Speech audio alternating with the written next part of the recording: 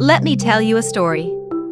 This tale is about Queen Elsa and Princess Anna, entitled Siren Alert. "Leave me alone, Anna, I'm busy," Elsa said, her eyes riveted to the black desk phone. Maybe if she stared hard enough she could keep it from ringing. The lump in Elsa's stomach felt the size of the biggest onion in the truck on its way to the warehouse a block away. Why had Grandpa Harry left her in charge of his funeral home office? What if someone died? What if someone needed to be rushed to a hospital? What would she do? Being in charge was a big responsibility. And watching her 6-year-old sister, Anna, was no picnic either. "Sis, you don't have to sit by the phone every minute. Let's play hide and seek in the casket room," Anna taunted. "I'll bet I can hide so you can't find me." Elsa frowned. "Do you always have to take chances?" Grandpa said the casket room is no place for children. Besides, the phone might ring and I'd have to answer it all out of breath. Excuses, excuses.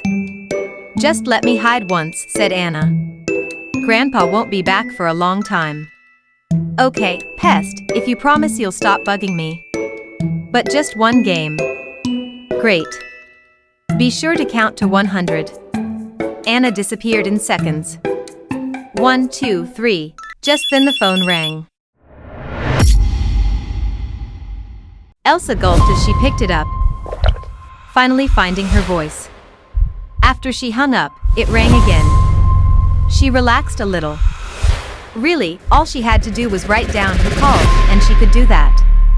Then she noticed the envelopes next to the list she had been asked to address and stamp. When Elsa looked up after finishing her task, the late afternoon had turned to dusk. The groanings of heavy, old cottonwood trees pushed by a sudden autumn wind drifted in the open window. "I forgot all about Anna," she thought. "She probably got tired of waiting on me and wandered outside. And where is Grandpa Harry? He's been gone so long." Elsa twisted the phone cord while the ever-present knot twisted tighter in her stomach.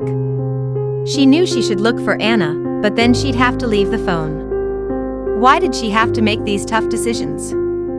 Anger replaced worry. Elsa shouted for Anna out the front door, but only a dog's bark echoed in the distance. Back inside, she looked out the corner window, hoping to see her sister or grandfather. What she saw she had not expected to see at all. An orange glow lit the dark sky. It came from the onion warehouse just a block away. Flames leaped in the air, and the smell of burnt onions filled Elsa's nostrils. Her heart pounded. "I've got to find Anna," she cried. "What if she's near the fire?" She remembered how she loves to play with matches, and she felt the heat of the fire on her forehead. First, she ran to the casket room yelling as she jerked open the lids. Then, flying out the front door, she yelled for her sister. Smoke billowed from the warehouse, but there was no sound of sirens. No one rushed to the fire. In fact, the streets looked deserted. What if she were the first one to see it? She had to warn others. "I know just the thing to do." Elsa ran toward the long, black ambulance parked in the rear of the funeral home. She jerked open the door, fumbling for the siren button. Grandpa Frozen had warned her and Anna never, ever to push that button. It was only for emergencies. This was an emergency if there ever was one. Elsa found the button in the dark and leaned on it. The screeching sound filled the air. She looked down the street toward the fire and saw Anna running toward her. "Why did you leave?" she yelled. "I was so worried." The relief of seeing her pushed away her anger. "You wouldn't play with me, so I went to the 5 and 10 for some licorice," Anna answered. "I heard the siren and ran all the way back." Elsa and Anna watched as the small-town cop, alerted by the ambulance siren, raced toward the fire.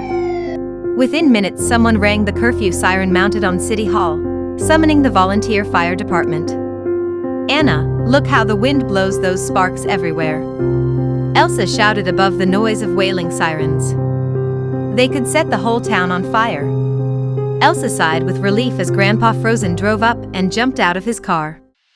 After checking on Elsa and Anna, he ran to the garage and pulled a ladder off the wall.